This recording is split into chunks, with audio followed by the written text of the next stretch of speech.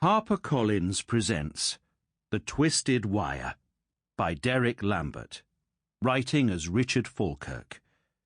Read by Leighton Pugh.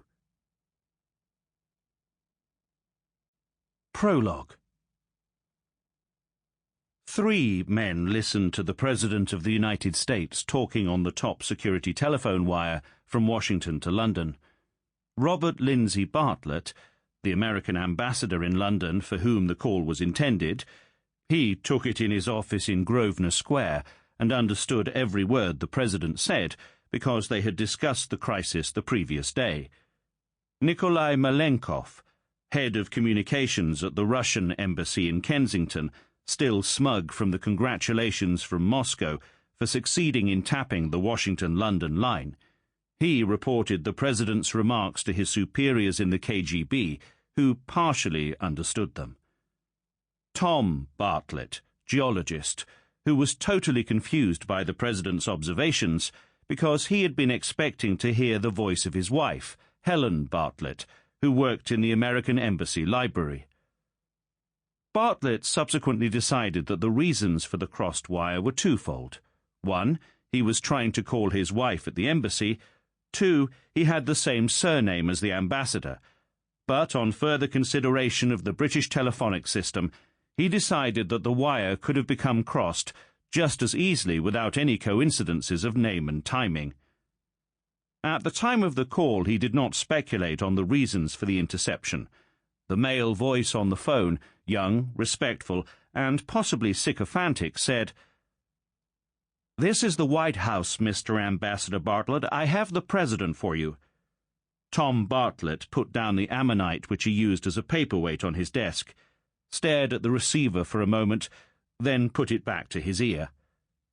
He recognized the President's voice at once, authoritative, sincere, but somehow always electioneering. The President was saying, "So you haven't been able to get hold of this guy?" The ambassador said, "You didn't give us much time, Mr. President." It was the voice of big business, unaccustomed to diplomatic subservience. "I'm aware of how much time I gave you. We'll have to get to work on it at the other end, even on the plane, maybe."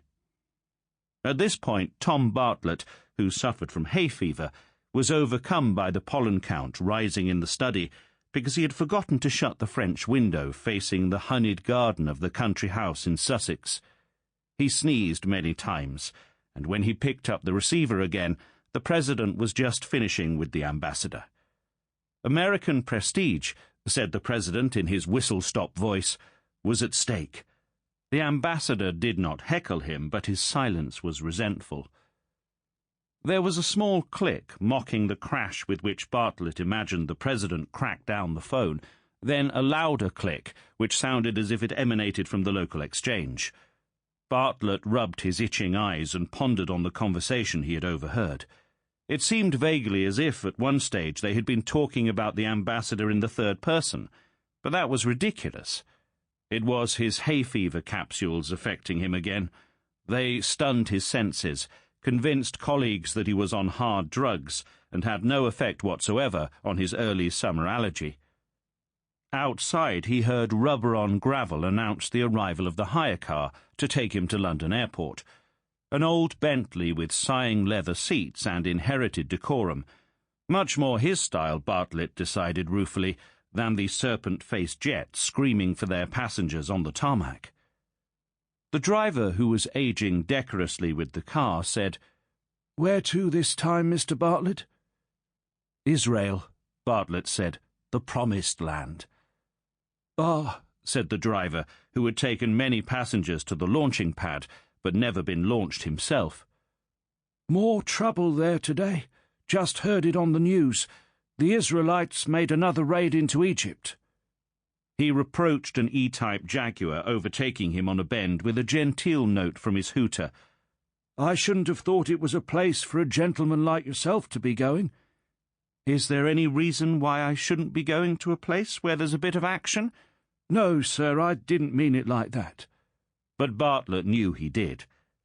He glanced at the trousers of his new lightweight suit already bagging at the knees, at the stain from a ballpoint pen on his lapel. Sample complete. Ready to continue?